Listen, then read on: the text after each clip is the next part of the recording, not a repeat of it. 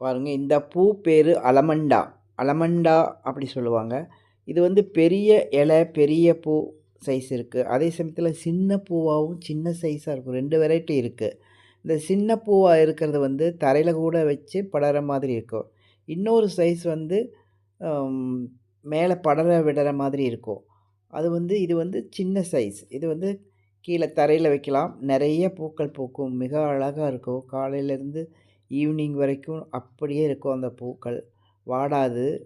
ரொம்ப பார்க்குறக்கே மிக ரம்மியமாக இருக்கும். இது வந்து மேலே படர விடக்கூடியது இந்த அலமண்டா பூக்கள். பூக்கள் நிறைய பூக்கணும்னா இதுக்கு வந்து சுண்ணாம்பு தண்ணீர் கொஞ்சமாக விட்டால் போதும். நிறைய தண்ணீர் விட வேண்டியதில்லை. அளவான தண்ணீர் விடணும்.